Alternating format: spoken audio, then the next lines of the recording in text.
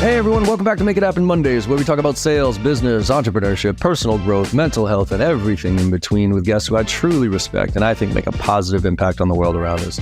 And boy, did I have a fun conversation with Jim Fielding on this one. Jim is the author of a book coming out in the near future called All Pride, No Ego, A Queer Executive's Journey to Living and Leading Authentically. And he has had some incredible experiences. His career spans leadership roles at top global brands like Disney, DreamWorks, 20th Century Fox, and he does a ton of charitable work as well. And we got into this one because I've always been interested. Authenticity is, I think, a superpower these days. And it drives me crazy that most people aren't authentic. We live in this Instagram world where everything's perfect, every picture is perfect, and you know that it's not. So we dove into that, and we started with his background, right? Where he grew up in Toledo, Ohio, Midwest, had a good family, mom and dad. Dad was a firefighter. And has he evolved in his career? And then also when he came out and how hard that was for him. And that's when he really started living his authentic life. And then we got into some of the basics of really fundamental things that we talked about how to be an authentic leader. And he's got these 5 steps to create an inclusive, representative, and equitable society and business. And we went through all 5 of those that I'm not going to go through now because you'll hear them in there. And then we just talked about everything else related to where we are in today's world and what we need to do and how we can get better. So I hope you enjoy this conversation as much as I do. More people need to have this conversation out loud. Let's make it happen.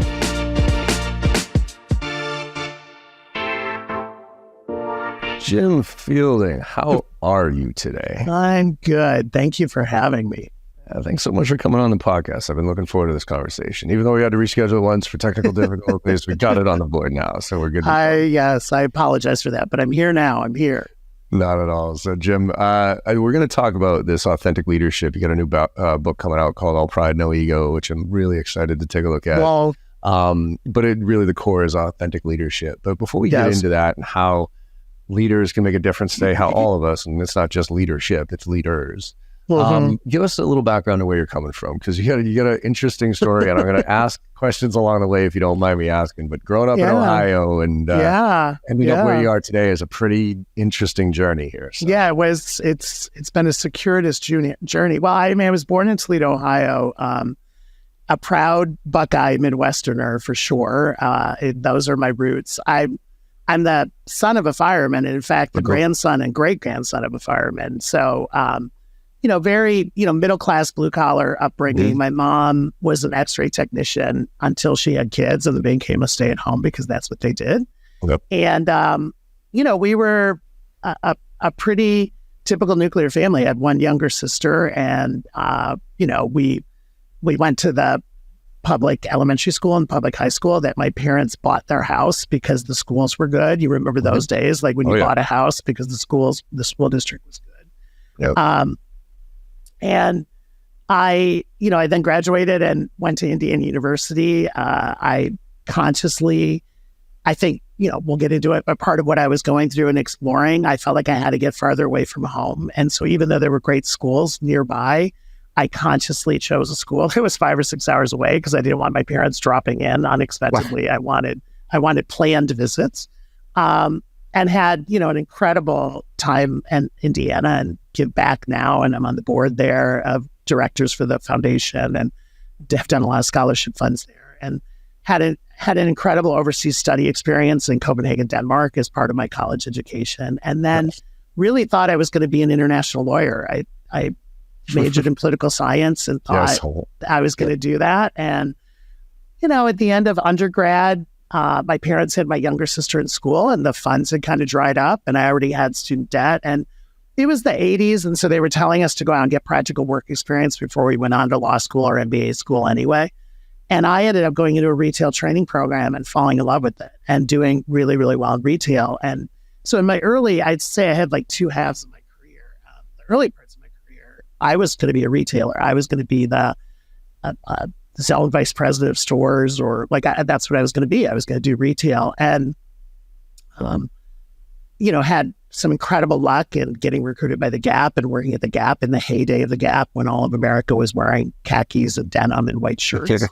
And then got recruited to go to Disney in 2001. And that's really where the second half starts, because the ironic thing was I was recruited to go work for the Disney catalog, which was retail, but for Disney. But that's really where I got into media and entertainment and learned, character licensing and merchandising, as we call it, and spent, over 20 years in Los Angeles working for some of the world's biggest brands, including a stint as president of Disney Store, and then CEO of Claire's Stores in Chicago, and then going back to DreamWorks and Fox. And then, interestingly, Fox was acquired by Disney.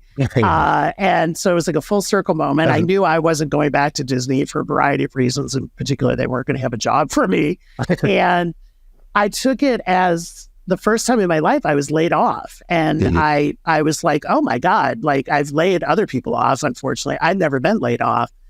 And I was always giving people the advice to use the outplacement service, use the severance time. Like I was always really good about like telling people what to do when they got laid off. And then when I got laid off, I was a mess. And, but I used all the services and I thought, you know what, I'm going to take the severance. I'm going to take some time to really see what I want to do next. And then the pandemic came. And so that changed everything. And, in the last 4 years between the pandemic and getting laid off from Fox, when Disney took over, I've completely pivoted my life. I'm working completely differently than I ever have before. I'm consulting, partner in a small media company, and doing some incredible work with some clients. And then in the middle of it all, was approached about writing a book. And so it's where we are today. In the middle of the pandemic, I wrote a book.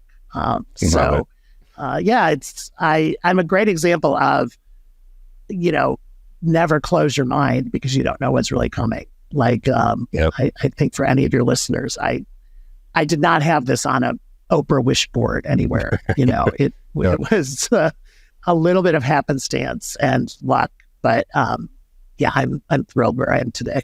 Love it. And I want to back up because going to authentic leadership, right? Whoa. I think authenticity, it's weird today that authenticity, I think, is a superpower because I think the world is starved for it because it's such a lack of, everybody's trying to be somebody else. Everybody's trying to show on their social media channels how perfect their family is when they're a train wreck, right? So, but I want to back up to your, getting to where you are and also your upbringing and your authentic self. So your parents, again, you're in Ohio. And, a firefighter as a dad. Talk to me a little bit about your mom was a stay-at-home after she had kids, right? Yeah. Yep. What were they like? And from a supportive standpoint, like I always like to figure out, like, were they, because a lot of what the nature nurture, right? There is that nurture factor in you who you are. So talk to me a little bit about, if you don't mind, your parents, for sure. How they shaped you. And it's so interesting, John, because you're just talking about your daughter. I mean, I give my parents total credit for, number one, teaching me the love of reading. And I tell so many people this, like, I think they stuck a book in the crib. I honestly do. Like we're a family of readers. And so, and all kinds of reading, right? And they read to me at night, but also encouraged me to read on my own. And so I have loved reading. And to this day, I end every day reading a book before I go to sleep. Like it was just instilled in both me and my sister from a very early age. I think the other thing they did is, even though they were third generation Toledoans and third generation firefighter on my dad's side, he was an all-state football player. By the way, I love watching football. I could not play football. I hated it. Same here. I hated it. But they never, I always think they gave us wings. And from an early age, I knew my future was outside of Toledo. Like they knew Toledo in the 70s and 80s when I was growing up was tough. It was the auto industry. We had the oil crisis. Toledo is very tied to Detroit. We're only 45 minutes apart. And there just wasn't, they knew that there was not a future there for me, that I was not going to be a fire. Like my dad never said, oh, you're going to be a fireman or, you're going to work in the factories here. Both my sister and I, we were going to go away to college and we were going to be like, our destiny was meant to be somewhere else. And so I give them real credit because we we had tons of roots in that community, both sets of grandparents, aunts and uncles. Like, we were rooted in Toledo. And I think from the time I was probably 10 or 11, I really was aware that I was going to go somewhere else, that I was going to build a life somewhere else. Even to the fact when my sister, who's 3 years younger in school than I am, literally, she graduated and 4 weeks later, Dad retired and they moved to Florida. Like, it's like the roots were just, Toledo was done. We were done, right?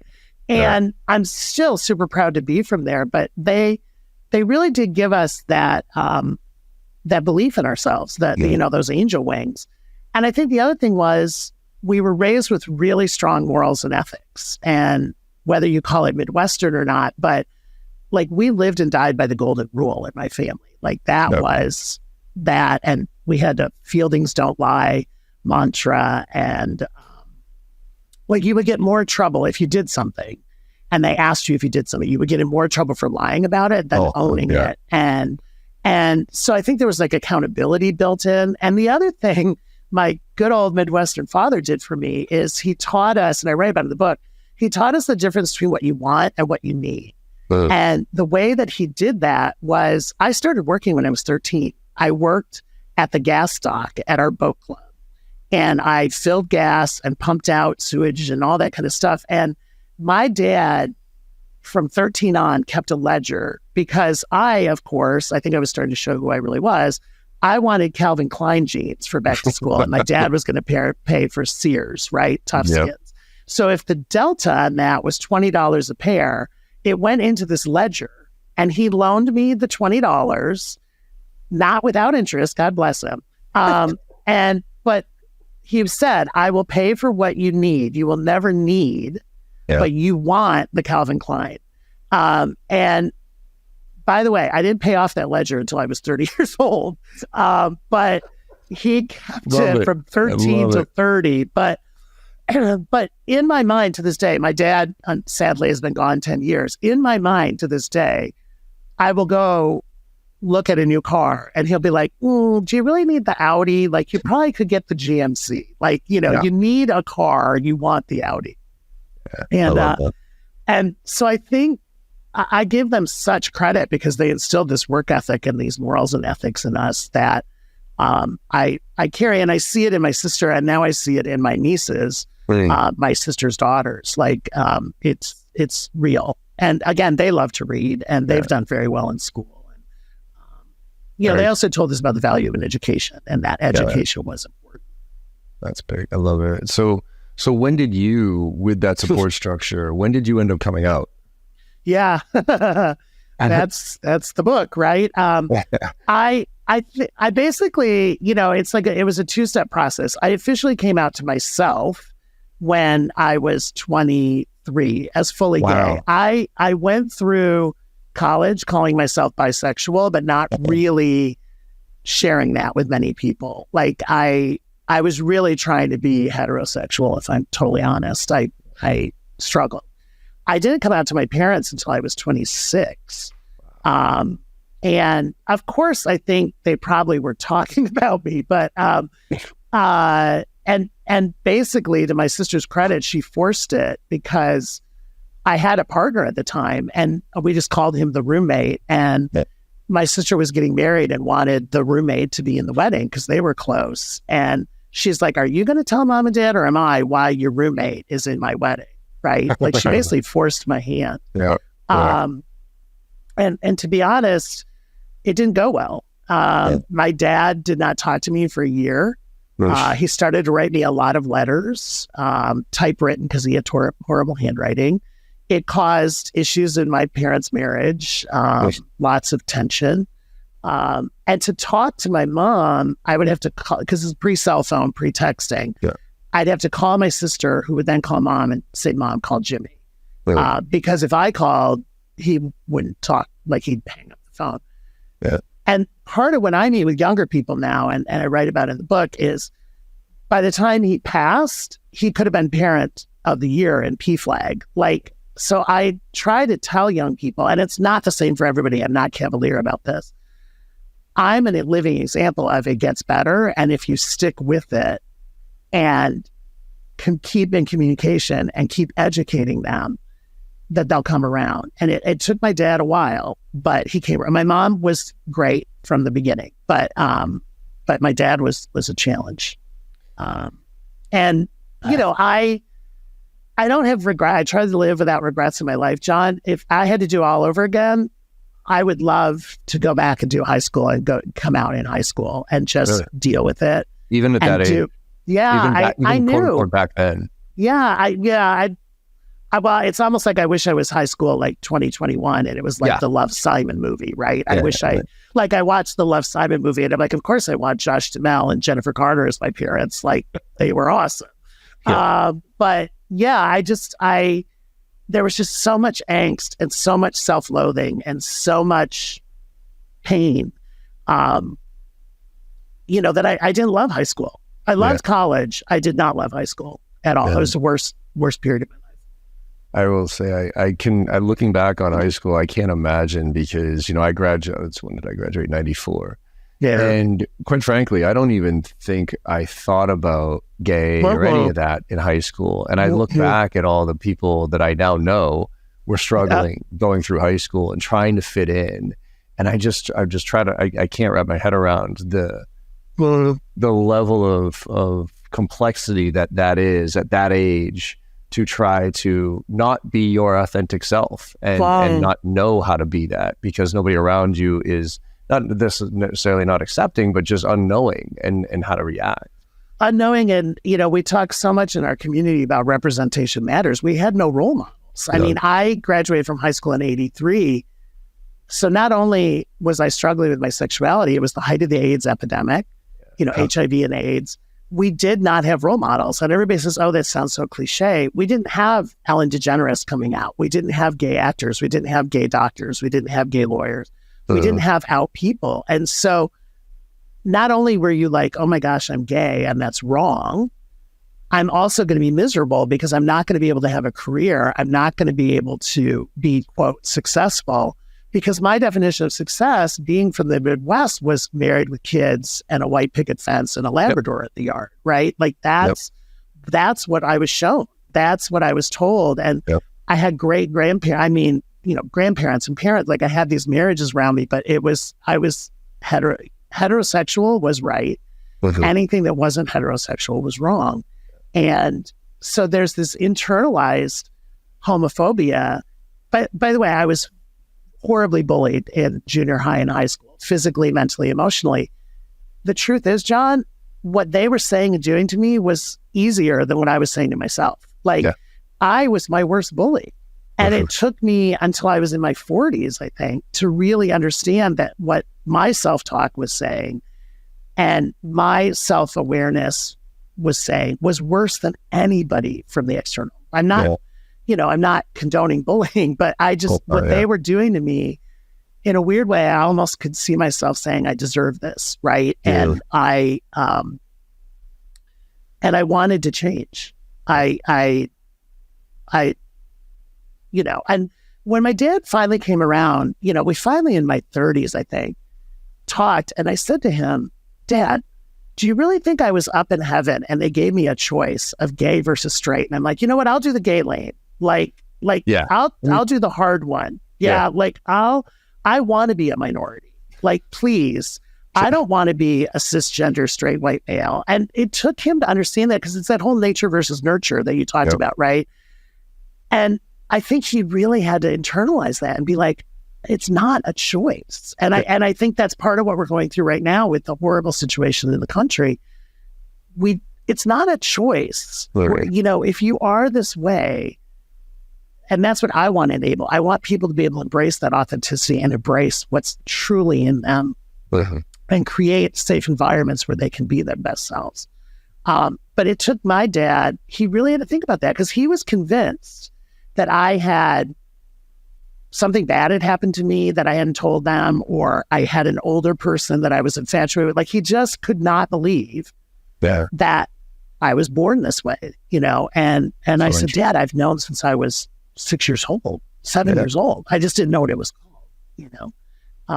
And again, once he learned that, he became educated and became an ally for sure. So let's I think this is a good transition from for the authenticity piece of, and I'm going to back into it, but I think what depresses me these days a lot, but is when somebody does evolve, when somebody does change their opinion. These days, it doesn't seem like that is supported. It's actually, they go back to what you felt. So for instance, I'll use an example that I've used before, which is like Matt Damon. Did you ever see the interview with Matt Damon about 2 or 3 years ago when he used the F word? Yes. And he put it in context. Yes. So with context, he was having this conversation with his daughter at dinner.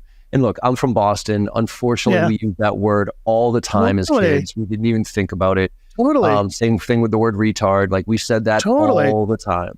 And so, but it never registered. And so now, don't get me wrong, Matt Damon's like 46 years old. He should have known by now. Like, I'm like, Matt, I figured that out when I was 15 that I shouldn't say that word. But he was explaining to his daughter, and he said, he was talking, and he said the word, and his daughter's like, Daddy, you can't say that. And then he engaged in a conversation, learns, and then on the interview, he was bringing that up. And he got eviscerated. Filleted. Just eviscerated for that. Yeah. I'm sitting there looking at that being like, what are we doing here? We're a man who has admitted that he learned and evolved and got better and has now changed his mind on this word, right? Why do you think we vilify as opposed to support that as a society? Yeah, no, I think we're so black and white, to your point, John. And it's like, I think we're so divided right now as a country, and there's all this like woke versus anti-woke and all that kind of stuff. And people need to be allowed to make mistakes. People need to be allowed to grow. People need to be allowed to learn. And I for one, applaud. I think that story is a great story. I applaud because I did watch that interview. And I've also watched Matt Damon's actions since that interview, right? And I think in America, we are a land of second chances. We are a land of, like, none of us is perfect. And I think it's very arrogant. We always say people who live in glass houses shouldn't throw stones. I think it's very arrogant for anybody in our community to like cut somebody off. Now, if it's a repeated pattern of behavior that goes on for years, that's a different discussion. But it's interesting. I just wrote an opinion piece about Target because, all this backlash against Target and the pride, what's happened this Pride season. And I wrote, I would say almost like a contrarian opinion piece for my community, where I said, hey guys, we still need to support Target. We actually should be going into Target and buying the Pride product or buying online because they have been allies of ours for over 20 years. And so did they overreact this time? Yeah. Should they have pulled stuff off the floor? Probably not. Should they have moved it to the back of the store? No. But they were talking about employee safety. They were talking about the verbal harassment. I mean, people were going into their stores and physically tearing down displays and throwing product on the floor. And I basically wrote and said, similar to your Matt Damon story, like, guys, cut them some slack. They have a pattern of supporting us that we should not take for granted as a community. And these people, and I know my community, I'm going to get filleted about this when it comes out, but these people that are calling for boycotting Target, I think it's really short-sighted and really misinformed because they have years of support for the community and what they do for their LGBTQ employees. They were one of the first on domestic partnership. They were visible and vocal on the right to marry. And if you study your history of Target, okay, this Pride season, not their shining moment, but it's not worth throwing, in my mind, the baby out with the bathwater. And I think your Matt Damon story is similar.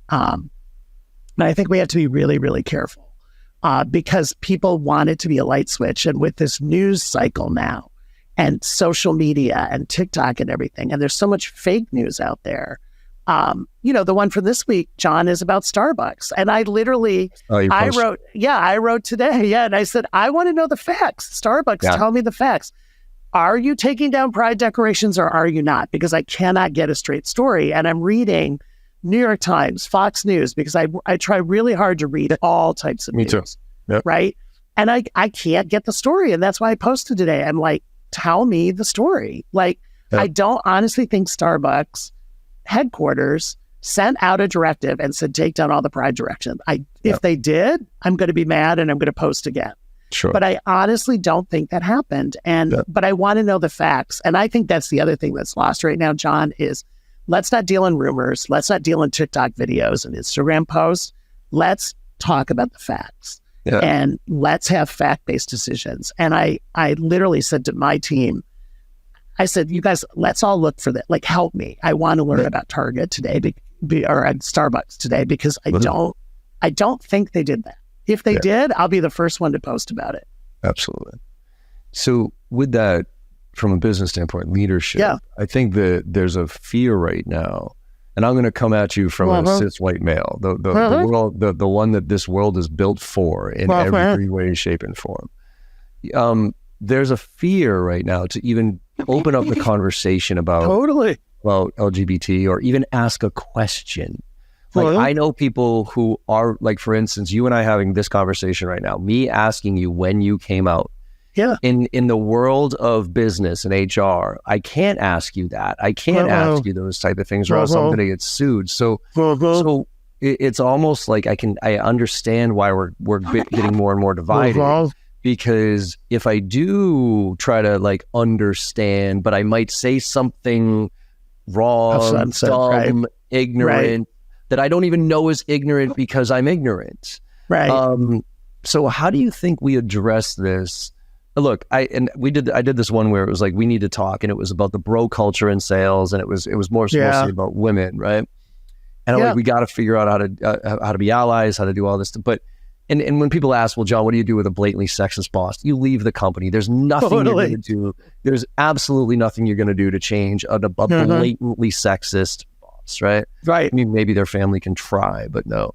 So, so I guess where does... Well, it's interesting because you were just role modeling one of the behaviors I talk about. So, if you're a leader, and a leader, by the way, you could have one person on your team, you could have 100 people on your team. It's not the size of the team. I think what you were just saying, John, as a cisgender, straight, white man, is setting that environment. When I talk about safe environment, of saying, hey, I want to be a better boss. I want to be a better leader. I want to make it safe for you. I want to understand. Guess what? I'm going to make mistakes. I'm going to say wrong things. I'm probably going to offend you sometimes. But I want you to feel comfortable to say, hey, John, when you say X, that makes me feel like Y. Because if you teach me, and I think that's where we as a community, or one of the marginalized communities, by the way, women, Black people, Latin people, AAPI, gay, like, I think it's on us to not just assume that everybody understands us, has the guidebook or anything else. And I'll be honest, even in my own community, again, your podcast, I bet I get some comments on this. You get some good ones. Even within our own queer community, LGBTQIA+, all those letters, right? Yep. We have marginalized communities within the marginalized communities. There are a lot of gay men, particularly of my generation, that do not fully understand the trans community, right? Yep. And can say things as a gay man that offends the trans community. Mm-hmm. But again, if we're not willing to say, whoa, wait a minute, that was wrong, and here's why. If we're not willing, no one is perfect. Again, I go back to that. No one is perfect. And I've even struggled as a 58-year-old gay man on pronouns, because I literally have to remind myself when I'm talking to somebody, they, them, them, like I'm saying it in my head, because I don't want to offend them. And I've really had to understand the pronoun, like how that hurts and things like that. But I think what leaders do, to your point, and I talk about it, is share your vulnerability, share your insecurities with it right up front, because then you're putting yourself on equal ground with them. And you're saying, I actually want you to educate me, and I want to be a better manager. I want to be a better leader. I want you to bring the best of you every day. And so I want to help create the environment that allows that. And, I've been getting called a lot lately about, like, what can I do during Pride Month and stuff. And I say to people, whether you work virtually, hybrid, or in person, you can pull your team together and just have a conversation about what Pride Month means to you. Yep. And by starting out as a leader and saying, hey, I'm a cisgender straight white guy, but I want to create a safe environment, you are setting the tone. Yep. And again, you can't say, hey, you want to tell about your coming out story, right? Yeah. But I even said, I have another piece I wrote lately, and I said, I almost like the term inviting in rather than coming out, because if I invite you into my story, you just asked me, I could have chosen not to answer, right? But I invited you into my story because you made me feel safe. Yeah. That to me is what we need to do, is invite people to share their stories, and especially people from marginalized communities, not just the queer community, all marginalized communities. I don't understand Black female experience in the United States, but I've managed Black females for 30 years. Yep. I've had to learn, right? I've had to ask questions. I'm sure I've made mistakes. I'm sure I've said things incorrectly. But again, by just being real and being vulnerable, that's that authenticity word. Mm-hmm. You create an environment where you encourage that discussion, and it's safe to say that. If you're the kind of boss that doesn't encourage that, that's where you're going to have turnover or, unmotivated employees who are scared to be their best because it doesn't look like it's safe to be their best. Yeah, and I think that's the leadership. I think it is absolutely incumbent upon them to set the stage of openness, right? But it is hard.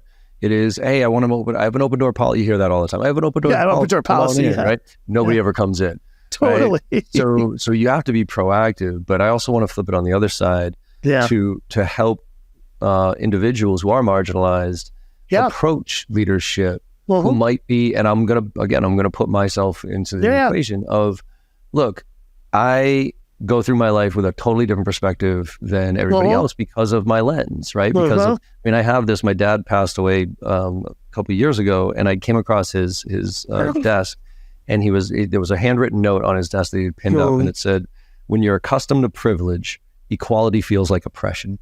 Oh, that's beautiful. And to me, that was such a powerful thing, because it kind of woke me up personally to say, because I've always been like, well, I earned, I'm on a little bit of a tirade here to change the word privilege to advantaged.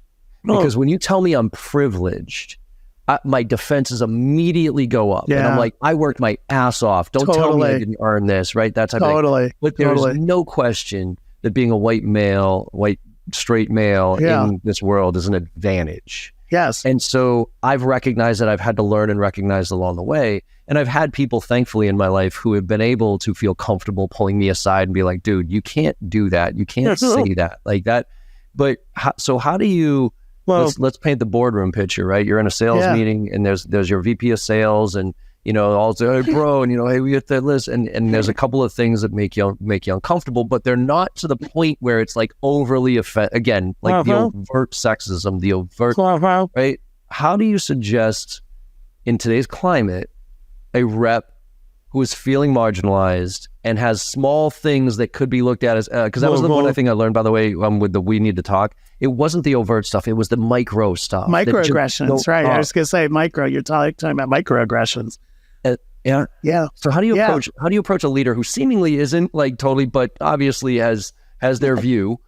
It's like your racist grandmother. Like, how are you going to ever change your racist grandmother? Well, how do you approach her? Because that's when she grew up. So what are some tactics or approaches that you would say would be not accusatory, but coming to a guy like me saying, John, I was just, can I grab lunch? Can I go to your office? Can I talk to you? And then how do you introduce that without me going immediately being defensive and be like, dude, oh my God, I didn't mean that. Like, oh, what are you attacking me? Like, listen, it takes strength. There's no doubt about it. And I would say, to the marginalized employee or the employee that was impacted by those comments, first off, look around the room and see where your allies are, right? Because there's usually somebody else who's somewhere on the spectrum of feeling that same way. And I think it goes back to, you have to be strong, but go in and have the fact-based discussion, especially if you're a boss that says, I have an open door policy. Okay, make the appointment. Go through the open door. Ask for coffee. Ask, can I have 15 minutes of your time? I just want to talk about something personal with you, and then have the fact-based discussion of, when you say this, this is how it makes me feel. When you do this, this is why it's wrong. And you said something earlier, and again, I'm not cavalier about this. You may have to do it a couple times if you're the impacted employee. If it doesn't get better, then you have to start controlling the controllable and make some decisions in your life. And if it's become an inhospitable or untenable work situation, you either can look, excuse me, the size of the company, can I transfer somewhere else? Is there another role I can go to? Or do I live in a city where there's other opportunities? Maybe I just need to leave the company. It's not the right culture for me. Yeah. Because you're not going to change an entire culture. You're not going to change.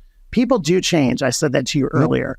But culture change and people change take a long time. So if you don't have the patience and the perseverance to kind of push through it, I would, and I have suggested people to, look elsewhere, look for a different type of culture. Now, if you're in a small town and it's the only job you have and you have to put, food on the table, that's a different discussion. But I think you still have to keep trying because not everybody is going to change, but I do think people change, and I do think people can learn. I think the reality is, to your point, listen, when I first enter a room, until I talk or tell my story, I'm a white man. Like the systems are set up for me. Yep. And it's only I become marginalized when I tell you that I'm a gay white man, right? And I think the systems are set up for us. But the other thing is, if you are a white man, straight white man in particular, that only wants to manage straight white men, good luck, because the way the society is changing, you're not going to have a very big pool. Like the pool is shrinking. And that's why we talk about DEI and all this kind of stuff. It's the reality of what society looks like now. When I go to Indiana University for my board meetings, I happened to be there last week, and you start looking around what the college campus looks like versus what even our boardroom looks like as the foundation board of directors, we talk about it. I'm like, we don't look like the students that we serve. Have you seen the people that go to Indiana University? Color, race, gender, sexual identity, like it's all over the place. And if you're threatened by that as a white man, you need to get over it, and you need to educate yourself, because that change is coming. And we're not even white men aren't even the majority in the country anymore. White women are. I mean, women are the majority. Yep. But I do think when you are the quote marginalized employee, it is incumbent upon you to own some of it. Like you can't just sit there and say, they won't change. This is inhospitable. If you don't speak up and ask and search out other resources, then you have to own it too. It's a two-way street. Yeah. And I think that's what I'm hoping for these days is that, and that's where we, the divide. It's like, oh, well, he's a jerk because he said that.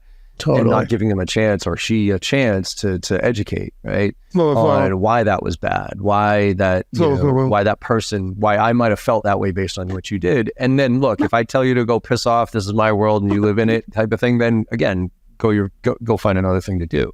Yeah. I mean, there's a war for talent right now. I've said this over and over again. I mean, there are jobs out there, and I think as an employer, you have to be really, really careful about being, arrogant about, well, everybody wants to work for me. Yeah.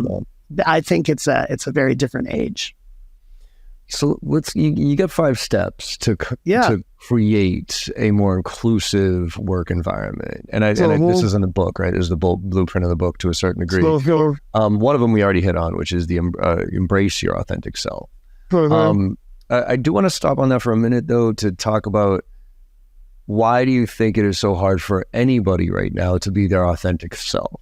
And why do you think we are in such a look at me, look at how perfect outcome world we are, knowing we all have warts?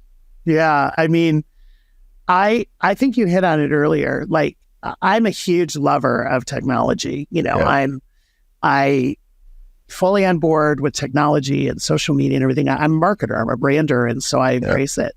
But I think we've created a situation, not only in America, in many societies, in the advanced world, let's say the first world, where we've got this insane amount of FOMO, we've got this insane amount of keeping up with the Joneses, and we have this insane amount of Facebook fake and Instagram fake. And to your point, like I get some of these posts, and I love you, my friends that are listening to this, but I'm like, there's no way they're that effing happy, right? Like they got one good picture of the 7 of them, right?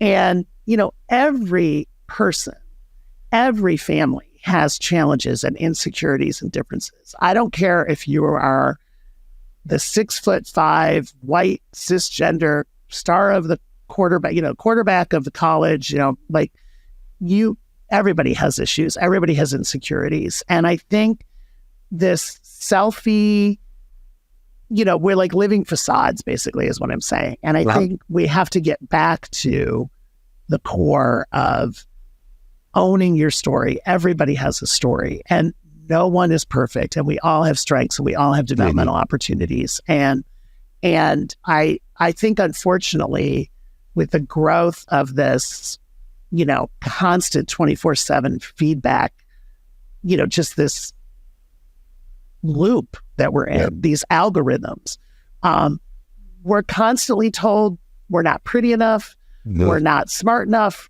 we're not rich enough, we're not we're not adventurous enough, like our trips aren't good enough, right? Like, think about people's trip. Like, I'm like, oh my God, that was the most amazing trip. They're diving in waterfalls in Costa Rica, and they're swimming with endangered sea turtles, and my trips look boring. I sat on the beach and read a book. Like, I'm not doing enough. Or these people who are like, I went on vacation and I cleaned 20 beaches in Indonesia. Right. And I'm like, I went on vacation and slept, right? Like, I'm not worthy of your vacation, right? So, but it's, of course you want to keep up with people, but it's almost overstimuli, right? It's almost too immediate, and it's so in your face. And I also worry even about spontaneity. I'll give you a great example of what's going on in my own life right now.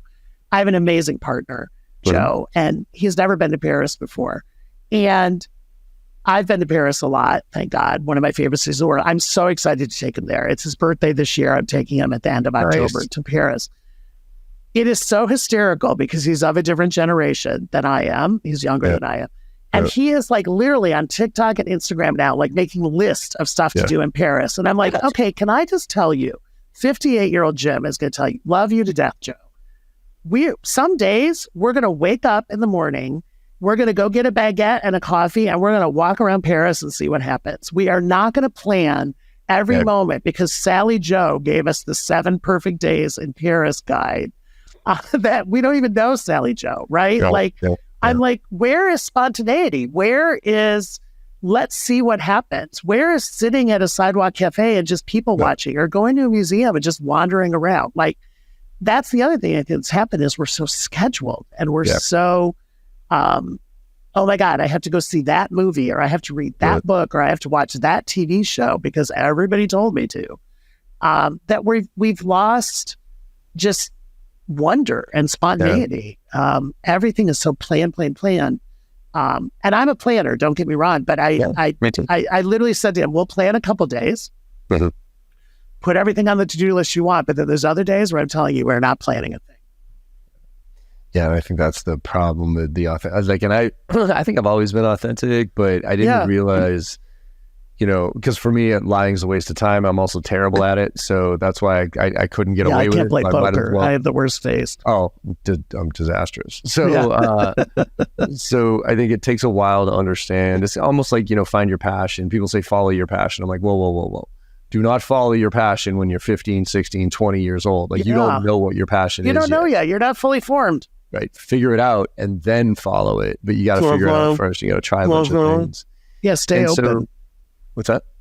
I always say stay open. Yeah. Like, and the next point is consistently curious. And I love curiosity. And you said you love reading books and a learner. So as a leader, how can you be curious without being ignorant? Right? Because this is like, and I'll say this because a lot of my, Black Lives Matter, all that, right? Yeah. A lot of my Black friends, they get so pissed off when something like that happens, and then all their white friends call and say, what can I do? And they're like, Google it, dipshit. Like, like literally, why are you asking your only Black friend what to do here? Like, go figure it out on your own. So how can you kind of be curious, but also with context, right? So it's not like I'm just like, hey, Jim, like, what do I do here? Like, I don't want to be, Totally. So how do you do that as a leader, or how do you think about doing that? Yeah, I mean, I think it's a lot of what we've talked about already. It's staying open. I mean, first off, there is a ton of information at our fingertips right now between news feeds and you can curate a news feed on your phone, and there is the information superhighway is there. I also think it's about putting yourself in situations that maybe you haven't done before. I mean, going to, even when you live in the same town for 20 years, go to a different restaurant, go to a different museum, go see a different play, like just put yourself in a different environment, because you're going to learn and feel different just by doing that. Yeah. And, I think a lot of it is just the attitude of, again, it kind of goes back to like humility and not being arrogant. You're just never done, right? Like I never want to look and say, oh my God, I've learned it all. I know it all. I'm done. Because to me, that's probably when it's time to leave this earth then, right? And I don't want to be that. And I say that all the time as I age, and I'm definitely aging. The biggest thing I want is to still be vital. I want my brain. Like, and my mom, I write in the book, my mom is in early dementia, and there's so much that comes with that. And I look at her, and a lot of what comes with it is me being super selfish. I'm like, oh my God, I don't want this. I don't want to lose my brain. I don't want to lose that curiosity. I don't want to lose the joy of reading. I want to keep learning. I want to keep learning new technology. I want to learn about new artists. I want to listen to new music. And I want to keep growing until the very end. And I think as a leader, it's, again, like you have to look at your own behavior and ask questions. I mean, I think sometimes as leaders, we always think we have to have all the answers, right? Yeah. And part of what my management philosophy is based on two heads are better than one. And I would go into meetings and be like, I don't know how to fix this. What do you guys think? Like, okay, that's a problem, but I want to hear what you think, and we're going to figure it out, but give me options. The other thing I used to say as a leader is, don't just come to my open door policy and tell me what's wrong. Come with a solution. Yeah. Like, you can come with the problem, but I want to hear a solution from you.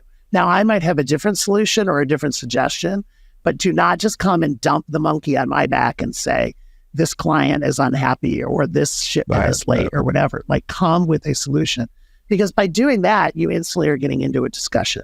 Yep. And you are debating healthily pros and cons. And anybody that's worked for me, I'm sure if you called them, they would say he was always asking me, what did I think?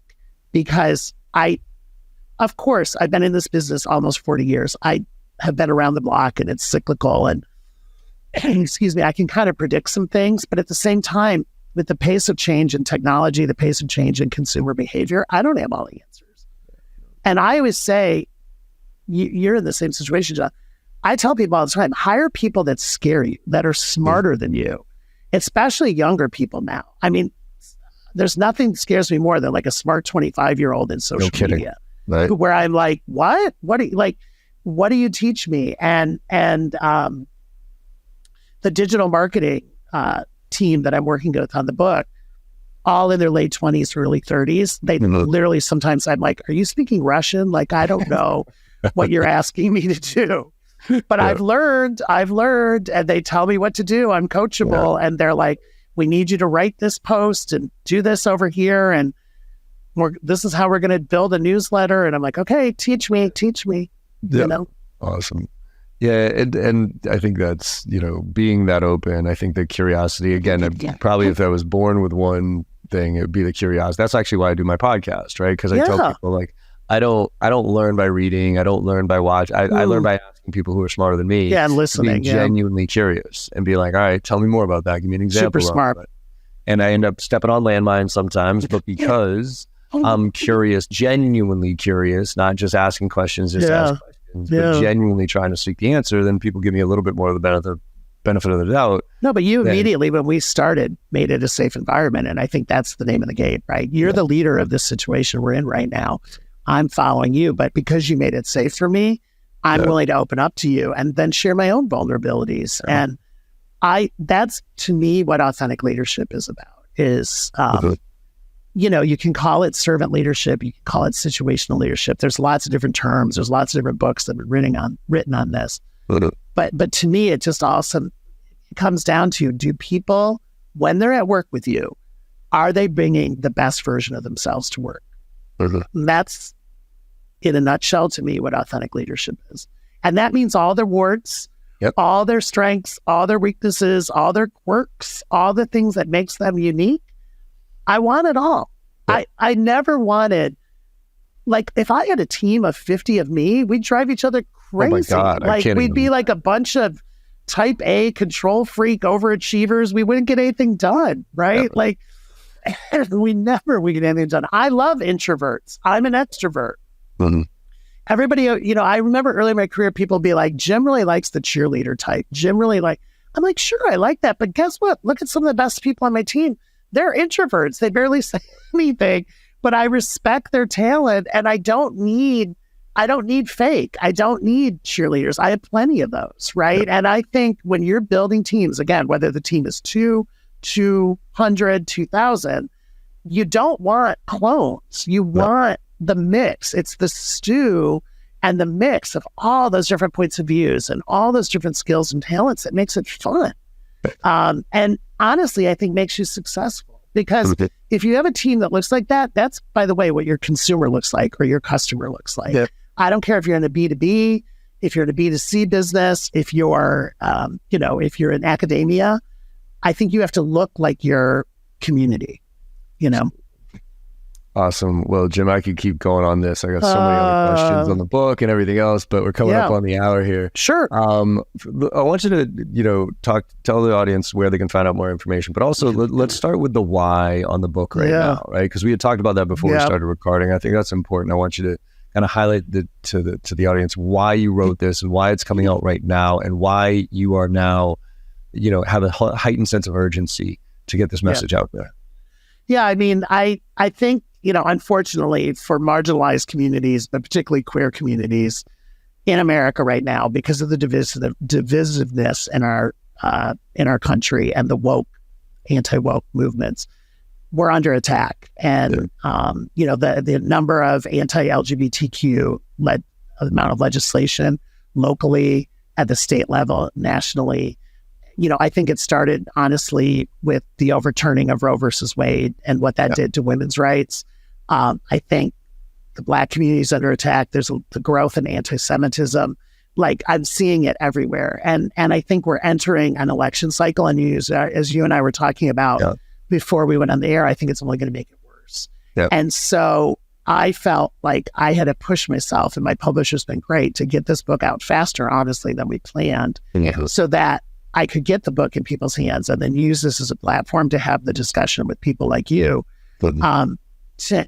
to amplify our stories, and in a weird way, and I'm not saying I'm in charge of everything, but help protect the community. And what you and I were talking about before we started was, if I can help one person with something from the book, like I'm really looking at it in small incremental amounts of change and like those ripples in the water. I'm not asking to be on a stage in front of 10,000 people and be championing a movement. That's not what I want. I want small incremental amounts of change. And I just think my sense of urgency is up because of reading the news every day and what's happening in education and what's happening in book banning.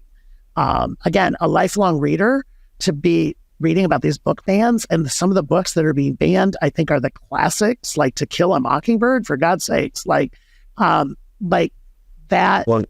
Like, I just feel the narrative has to be more balanced, John. And I think shows like yours allow us to happen. The story can't only be coming from the people who are doing the oppressing. And there is a ton of narrative right now that's very anti our community, where they're trying to tell our stories. And I'm like, nope, we tell our stories. And I will listen to you because I'm an American. I believe in the freedom of speech, and you are entitled to your opinion, but guess what? So am I. And so you're going to listen to me too. And I really need our community. I think we need to share our stories, push ourselves out there, again, make ourselves vulnerable. John, I'll be honest with you, that, the title of the book, All Pride, No Ego, A Queer Executive's Journey to Living and Leading Authentically. There are some bookstores in America that will not carry the book because queer is on the title. And I never wavered from taking queer off the cover of this book. I also never thought that would happen. It's 2023. And when that happens, it honestly just makes me steals my spine to say, we've got to go out and try. And they can't ban Amazon, right? They can't, there's still ways to get this book. And I told you before we started, it's 2023, but some days I wake up and I'm like, is it 1973? Is it 1963? Like, we've gone so far backwards so quickly. And how I want to spend my vitality, and I love my job. I still love my full-time job, and I love doing what I'm doing, but it's what I'm doing in my quote spare time and in my off time is this. This has become more than a book to me. It's become a platform, and I need to push. Well, hopefully my little platform here will help. I love it. You're a huge part of the change. I mean, you're an ally, and we need allies. We cannot do this alone. No, I think all of us. I think the one thing that I woke up and I'll again tie it to the Black Lives Matter was it was blatantly apparent to me it's no longer acceptable to sit on the sidelines.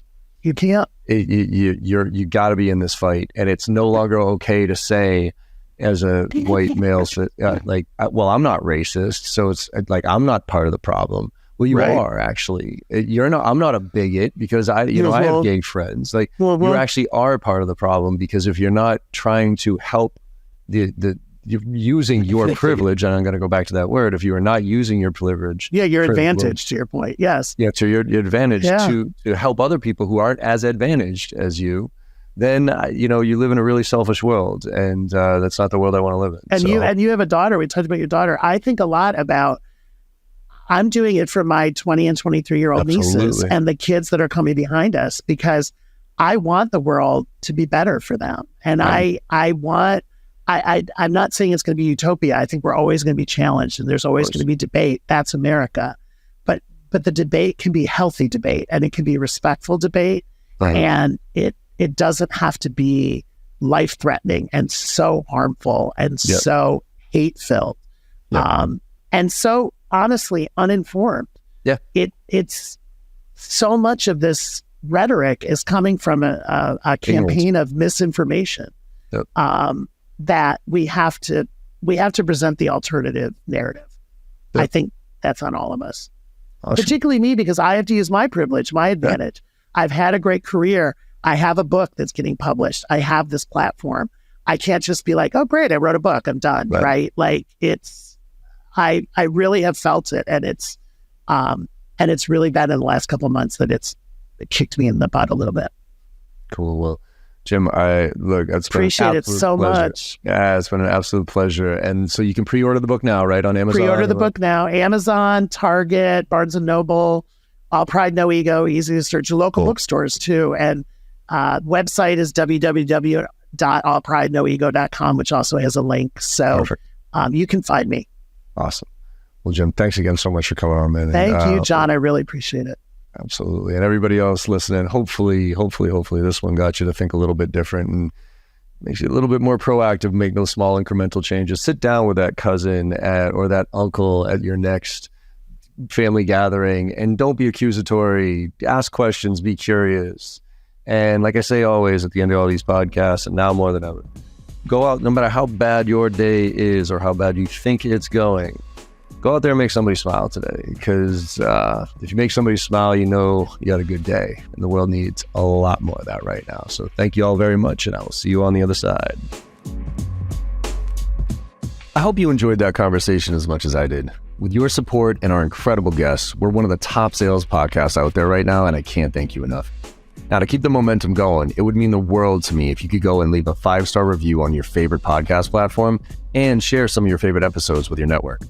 Also, check out my new website at www.johnm.barrows.com, where you'll find even more ways to engage. There's a ton of free content, and you can also get trained from me directly as an individual or for your team. Look, I'm out there selling every day just like you are, and I'm doing my best to stay on top of all the latest trends in technology. So if you're looking to level up and you give a shit about this profession of sales, let's connect and let's make this happen together.